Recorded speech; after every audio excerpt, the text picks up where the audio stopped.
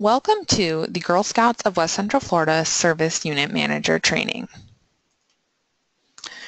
In this training, we will identify key responsibilities of the Service Unit Manager, learn how to work with GSWCF staff to achieve service unit goals, along with strategies to recruit, engage, and retain both girls and volunteers, learn how to provide support for service unit volunteers, both in a direct and indirect manner, discuss promoting formal and informal recognition of all volunteers, learn how to engage volunteers to participate in the council-wide governance process, and promote effective communication and connectivity between the service team and volunteers in the designated service unit. So as service unit manager, what are your key responsibilities? Your service unit does countless activities throughout the Girl Scout year. Typically, those events will fall into one of 5 categories: recruitment, retention, volunteer support, governance, and recognition. Take a minute to list all the service unit activities that you can think of and sort them into the appropriate categories. Remember, activities might fit into more than one.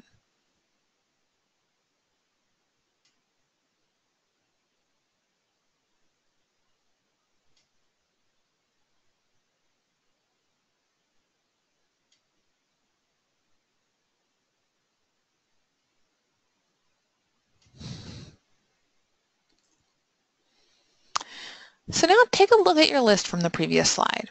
Do you have tons of things under recruitment, but nothing under recognition, or vice versa? As a service unit manager, your goal is to work with your team to ensure activities covering all these areas occur throughout the year. The beginning of the year is a great time to work with your team to evaluate what has been done in the past and look for areas of opportunity.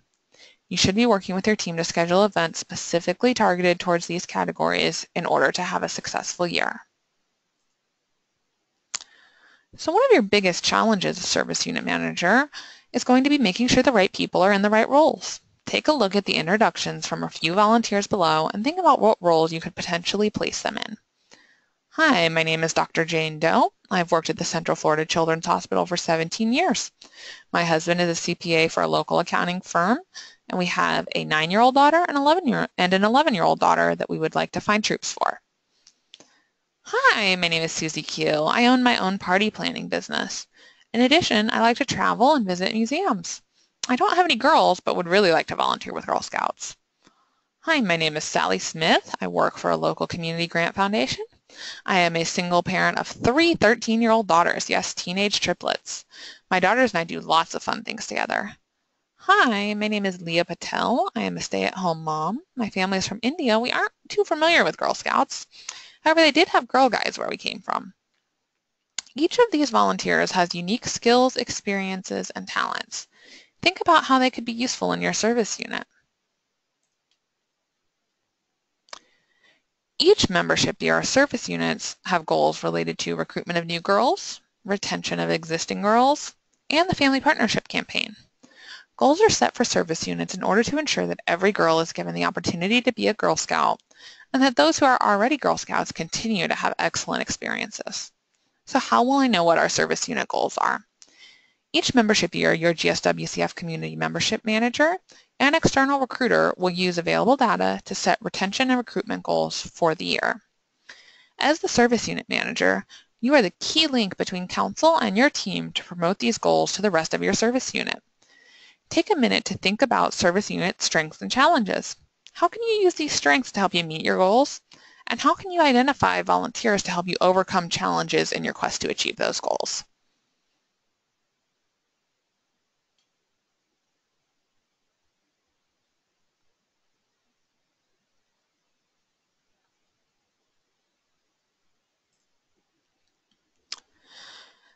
How can the service unit manager ensure that their team is working towards the goals we discussed in the previous slide? 3 key points for that. Ensure that all positions are filled. Make sure that team members have a clear understanding of what their roles are. And keep everyone informed of progress towards goals. So what are some obstacles you might encounter in guiding your team towards these goals? And how can you overcome them? What if all positions are not filled? Definitely want to ask your team members for ideas and suggestions of people who might be good fits in currently empty roles. You can also encourage teamwork and make clear that multiple people can divide the responsibilities of one role. But what if someone isn't doing their position duties? First, make sure they understand what their position is actually supposed to be and what their role entails. So explore options for potentially splitting that role among multiple volunteers. Remember, the service team structure provided by GSWCF is a blueprint. You are free to modify and divide duties differently if it helps your service unit be more successful and ensures that everything gets done. So as a service unit manager, you are the primary liaison between the troop leaders in your service unit, the rest of your service unit team, and council. The support you provide for these leaders and your team is critical to helping your service unit hit their goals. So how can you best support them? We've identified 3 key areas. First, you want to get them off on the right foot. You and/or your troop consultants will be responsible for providing an orientation for new troop leaders in your service unit. Make sure the orientation is friendly, comprehensive, and informative to help new leaders get off on the right foot. It's not always going to be smooth sailing for every leader, and troop leaders will likely come to you with questions and issues they are facing in their troops. As an experienced Girl Scout volunteer, you will be invaluable in helping them to overcome these difficulties. If they are not comfortable with the resolution of their issue, you can direct them to the formal grievance procedure. Finally, leaders meetings. Your most frequent communication with many leaders is going to come via the monthly leaders meetings. Proceed to the next slide for tips and tricks to make those meetings rock. So we've all had a meeting on our calendar that we just dreaded going to. You do not want your leaders meeting to be that meeting. Below are some of the most common negatives about meetings and how to overcome them. The meeting is too long. In order to keep your meeting from going way past the scheduled time, make an agenda beforehand with designated amounts of time to discuss each topic. Have a timekeeper and stick to that agenda. Everyone is unfriendly and not very welcoming. Leaders' meetings can be intimidating for new leaders. To make sure they feel welcome, always have introductions at the beginning. Change up the seating arrangements. Have people sit by level, sit by interest. Have your troops that like camping at one table, your troops that are working on high awards at another. Just change it up every time. The content from the meetings is just not very useful. Survey your leaders beforehand to see what they would like to cover. Make sure you provide leadership opportunities for girls in your meetings. One person talked the whole time. Make sure your agenda is set up with opportunities for updates from each member of your team. Hearing from a variety of voices will keep people's attention all the way through. Finally, nobody ever wants to sign up for anything. Change it up. Make sure your service unit isn't doing the same events every year and getting stuck in the status quo. Ask for new ideas and suggestions, and rotate who is in charge of things. Just because one person did encampment this year doesn't mean they have to do it every year, for example. As we mentioned at the beginning, as service unit manager, you are responsible for facilitating the election of delegates and alternate delegates to represent your service unit at the Council's area association meetings and annual meeting each year. You will receive information about your available delegate slots at membership kickoff each year. You should facilitate delegate elections at your service unit's first leaders meeting of the membership year. After the elections are completed, ensure that the delegate list is turned into the appropriate council staff. As the meetings approach, make sure to offer reminders about attendance in your service unit communication.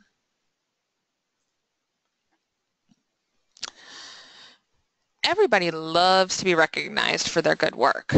So as service unit manager, you want to make sure you promote a culture of appreciation within your service unit. There are a variety of awards available through Council, including the CEO Award of Excellence, which recognizes service units who have hit all of their goals for the membership year. Like we mentioned, that's family partnership, recruitment, and retention.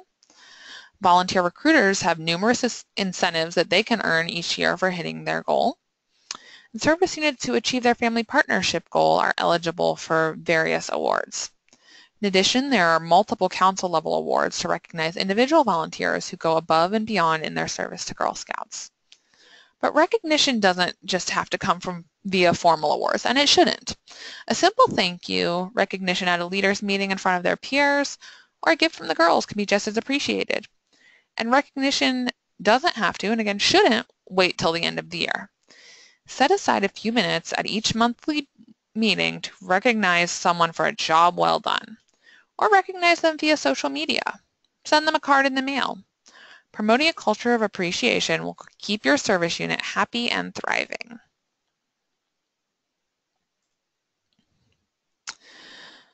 One thing that should guide all of your actions as service unit manager is promoting diversity and inclusion. Diversity has been a core value of Girl Scouting since the organization was founded in 1912. Some key things to think about as you're working with your girls and your team is to think about what it means to be inclusive. What does every girl mean? How can you handle a troop leader or parent who doesn't speak English? How can you ensure that they receive the same support as other leaders? How will you ensure that all girls in your area are served and you are achieving diversity within your service unit? GSWCF has resources on this topic that are available to volunteers upon request. Service units can also create diversity and inclusion awareness by promoting, creating, and/or participating in programs and events that promote cultural diversity throughout the year, and also making sure to provide volunteer opportunities to diverse members within their service unit. Remember that GSWCF has Spanish language trainings available for volunteers. Contact your CMM to discuss resources that are available.